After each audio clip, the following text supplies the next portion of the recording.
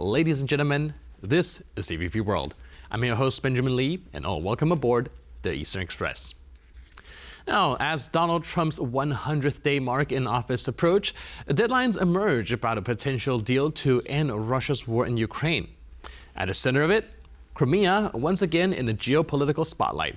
For nearly a decade, Crimea has been at the heart of a sovereignty dispute. Kyiv insists that it remains Ukrainian, while Moscow claims that it is part of Russia.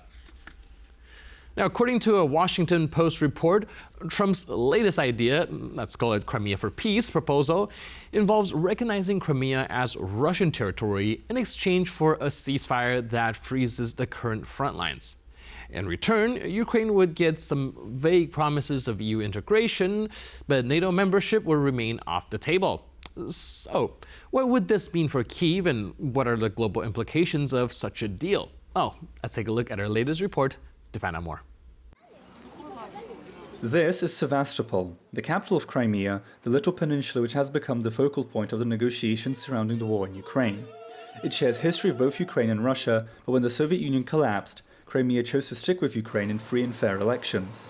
Russia's historic mistreatment of the region's natives can be seen till this day. The Crimean Tatars have not forgotten the sins of the past and Russian and Soviet colonial rule. Modern Ukraine, meanwhile, refuses to stand by and accept the 2014 illegal annexation as a reality, no matter the pressure that it is put under by its partners. Ukraine does not legally recognize the occupation of Crimea.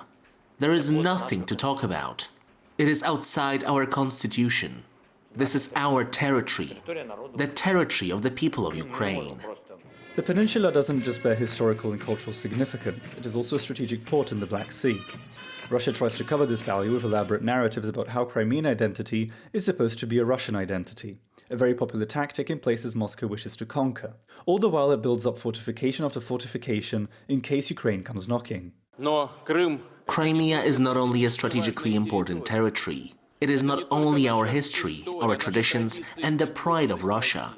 Crimea is, first of all, its people. Whether Ukraine can actually retake Crimea is a different can of worms. For now, Kyiv does not have the military capability to regain control over the peninsula. After more than a decade of occupation, it seems very unlikely that Russia would give it up as part of any sort of peace negotiations.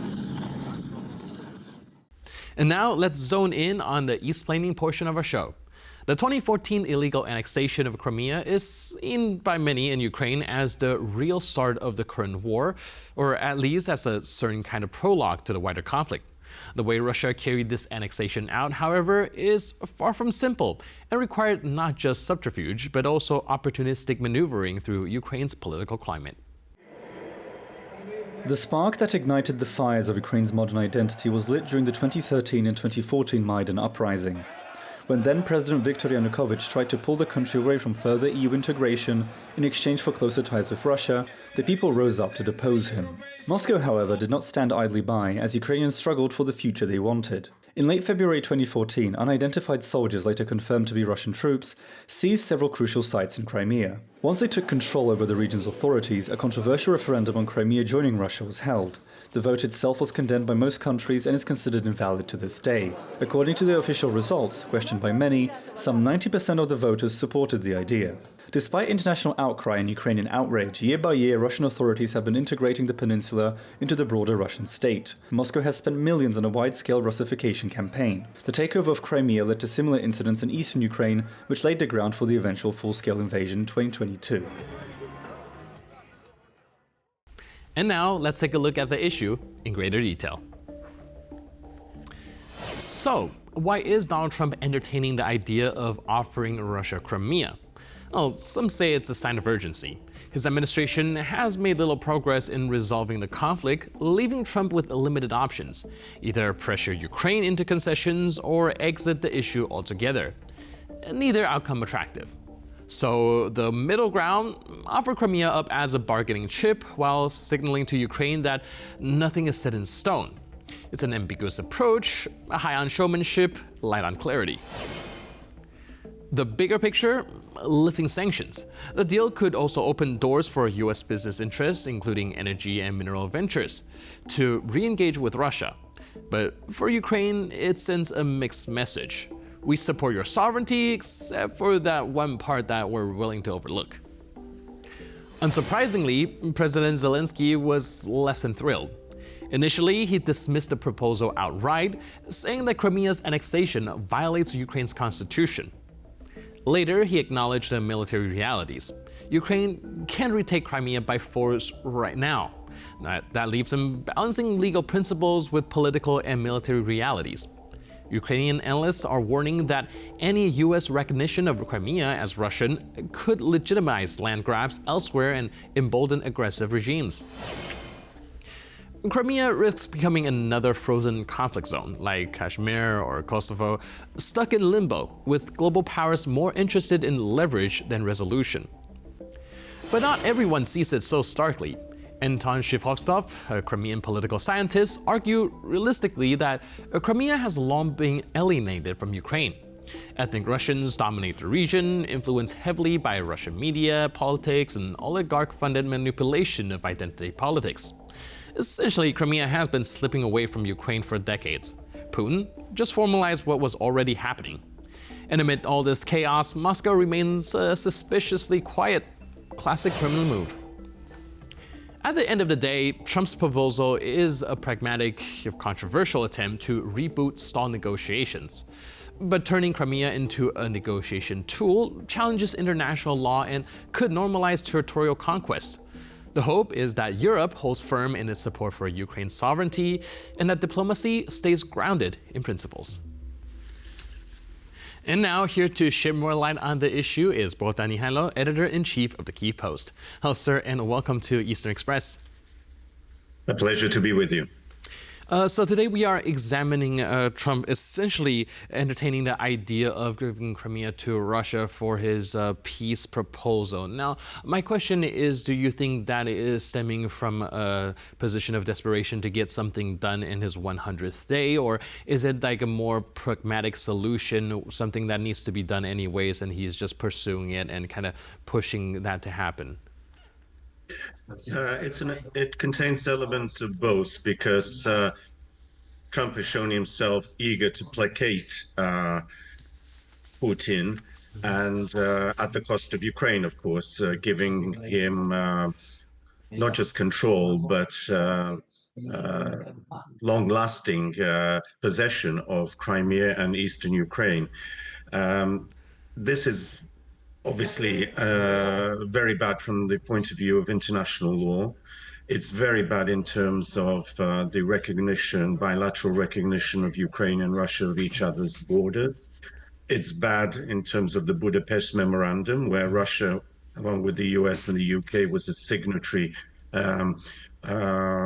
giving guarantees of a sort of Ukraine's territorial integrity and independence. So, it violates all the rules of the game and sets a terrible precedent for the international order. Right, and I would like to go into how the Ukrainians are seeing this perspective, not just on this deal in particular, but how's Crimea viewed within the Ukrainian society? Crimea is viewed as an integral part of Ukraine. A unitary state, not a federation, as Russia proclaims itself to be. Mm-hmm. And this has been the case since 1954 or so, when within the Soviet Empire, which masqueraded itself as a federation, control over this territory was given to the Ukrainian Soviet Republic. In any case, the Ukrainian Soviet Republic was managing the affairs of Crimea administratively, economically, in particular, through water resources that Crimea is so dependent on coming from Ukraine. So it's become part of Ukraine in the modern sense, but it's also been regarded as an extension of Ukraine historically. I mean, it was Russian for a very brief period, roughly in history, 200 plus years, yes, okay, they conquered it, they took it from the Ottoman Empire and the Crimean Tatars, but before that there had been settlers there from Greece, early settlers, Genoa, Italy, and others. But it had become part of Ukraine, just as in Europe, many bits and pieces became part of a larger country. But there was no question of this in 1991, of it going back to Russia. The only thing that the Russians were eager to have was to keep a naval base in Sevastopol, because they wanted control, or rather a strong influence in the Black Sea. And this is a tradition going back from the 19th century, where then it was not so much Crimea, though there was a war with France and with England and with Austria in the 1850s. But then it was more about the Dardanelles, the entry into the Black Sea. Today, for Russia, Crimea is not only a strategically important place in terms for military purposes, but it has potentially very rich offshore resources, oil, gas, that it also wants to control. So, for Russia, it's strategically important to bolster its imperial ambitions, whereas for Ukraine, it's not only a part of Ukraine by law, but it also safeguards, if you want, Ukraine's entry into the Black Sea, particularly from Odessa, its main port, and from demilitarizes the Russian threat if Russia keeps control of Crimea. Right, and I think we can also see the strategic importance of Crimea for Russia, like you mentioned. Ever since the 2014 invasion, we do see Russians kind of flooding into the place and also building some infrastructure there. Do you think that with the more and more Ukrainians essentially being driven out of Crimea, the general consensus is still that Ukraine will be able to reclaim Crimea? Look, the Ukrainians were never a majority of the population in Crimea. The Russians flooded in to Crimea in the 19th, but particularly the 20th century. The local inhabitants were predominantly Crimean Tatars who were deported en masse by Stalin in 1944. Russians were flooded in, particularly old KGB officers and military officers who were given, as part of their pension, property on the Black Sea, a nice warm place compared to the Russian Taiga or St. Petersburg, for instance. And so they began to predominate in the population. Yes, there has been, as in other parts of Ukraine occupied by the Russians, ethnic cleansing de facto. Those that have been loyal to Ukraine have been driven out. Crimean Tatars, their leaders have been imprisoned or they've been forced to flee. So for the moment, Russia does control it. But if the bridge linking Crimea to Russia proper were to go, and with Ukraine controlling the inflow of water, fresh water from the Dnipro River, and being able to hit any military targets on the peninsula or around it, as has been shown in the last 3 years, then the hold that Russia has is tenuous. Now, will Ukrainians accept the loss of Crimea? I think not. They will accept, as Zelensky said, a temporary occupation by force majeure, because of the Russians being stronger on the ground, but will not recognize it de jure for the longer term, meaning, yes, this is the state of affairs. We have to live with that for the time being, but we will not recognize it as Russian territory. And remember the very specious argument that Putin uses: Crimea and other eastern regions of Ukraine are now Russia because the Russian constitution has been changed to accommodate them. But the same argument applies to Ukraine.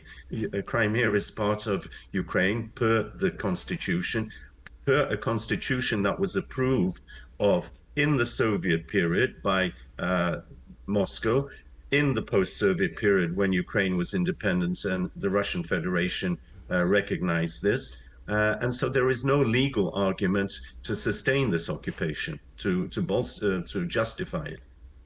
Right, but in the meantime, we've seen Russian infrastructures being built there, and like you mentioned, flooding in of Russian personnel. Even with the change of their constitution to accommodate that, it does seem like the Russians have their claws sunk into Crimea. Do you think that at this point there's any chance for any sort of diplomatic solution that could bring Crimea back to Ukraine, or do you think at some point things will have to go kinetic in order for any change to happen?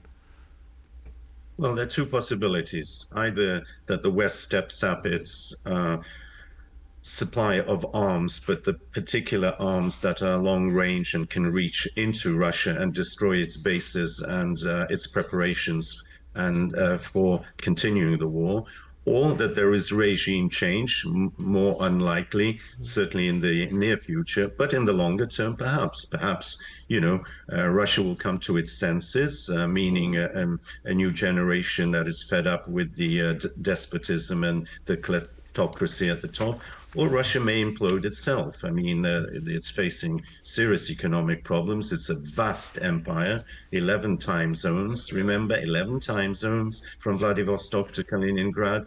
And it's possible that in the longer term, Russia itself will be divided into regions that will proclaim themselves independent states. And perhaps in the Far East, countries like China or Japan might be even interested in this.